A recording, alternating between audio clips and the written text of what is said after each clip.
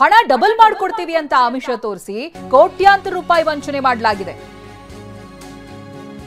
ಹಣ ದೋಚಿ ಇದೀಗ ಆಂಧ್ರ ಮೂಲದ ದಂಪತಿ ಪರಾರಿಯಾಗಿದ್ದಾರೆ. ದಾವಣಗೆರೆಯ ಜಗಳೂರಿನ ಹಲವು ಹಳ್ಳಿಗಳಲ್ಲಿ ಈ ರೀತಿಯಾಗಿ ವಂಚನೆ ನಡೆದಿದೆ. ಒಂದು ವಾರದಲ್ಲಿ ಹಣನ ಡಬಲ್ ಮಾಡ್ಕೊಡ್ತೀವಿ ಅಂತ ಆಮಿಷ ತೋರಿಸಿದ್ದಾರೆ. 10 ಮಹಿಳೆಯರಿಂದ ಕೋಟ್ಯಾಂತರ ರೂಪಾಯಿ ವಸೂಲಿ ಮಾಡಿ ಈಗ ಪರಾರಿಯಾಗಿದ್ದಾರೆ. ನೀವು ಡಬ್ಲಿಂಗ್ ಅಂತ ಹೇಳಿದ್ರೆ ನೀವು 5,000 ಕೊಟ್ರೆ ಒಂದು ವಾರ ಬಿಟ್ಟು ನಿಮಗೆ 10,000 ಕೊಡ್ತೀವಿ, 1 ಲಕ್ಷ ಕೊಟ್ರೆ ಒಂದು ವಾರ ಬಿಟ್ಟು 2 ಲಕ್ಷ ಮಾಡ್ಕೊಡ್ತೀವಿ ಅಂತ ಹೀಗೆಲ್ಲ ಆಸೆ ತೋರಿಸಿ ಎಲ್ಲರಿಂದ ಹಣನ ಕಲೆಕ್ಟ್ ಮಾಡಿ ಇದೀಗ ಓಡ್ ಹೋಗಿದ್ದಾರೆ. ಜಗಳೂರಿನ ವಿವಿಧ ಗ್ರಾಮಗಳ ಮಹಿಳೆಯರಿಗೆ ಇದೇ ರೀತಿ ವಂಚನೆಯಾಗಿದೆ. ಬಗ್ಗು ಶ್ರೀರಾಮುಲು ಪುಷ್ಪಾ ದಂಪತಿ ವಿರುದ್ಧವಾಗಿ ಆರೋಪ ಕೇಳಿ ಬರ್ತಾ ಇದೆ.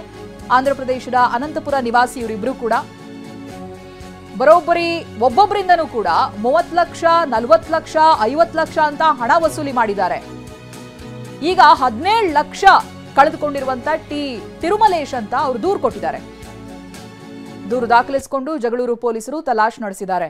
ಈ ವಂಚಕ ದಂಪತಿಯ ಫೋಟೋವನ್ನ ನೀವು ಗಮನಿಸ್ತಾ ಇದ್ರಿ. ಇವ್ರುಗಳೇ ನೂರಾರು ಜನರಿಗೆ ಹಣ ಡಬಲ್ ಮಾಡಿಕೊಡ್ತೀವಿ ಅಂತ ಆಮಿಷ ತೋರಿಸಿ ಕೋಟ್ಯಾಂತರ ರೂಪಾಯಿ ವಂಚನೆ ಮಾಡಿ ಇದೀಗ ಹಣದ ಜೊತೆಗೆ ಆಂಧ್ರ ಮೂಲದ ದಂಪತಿ ಪರಾರಿಯಾಗಿದ್ದಾರೆ.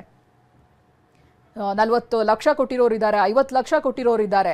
ಇದೀಗ ದೂರು ಕೊಟ್ಟಿರೋದು 17 ಲಕ್ಷವನ್ನ ಕಳೆದುಕೊಂಡಿರುವಂತ ವ್ಯಕ್ತಿ.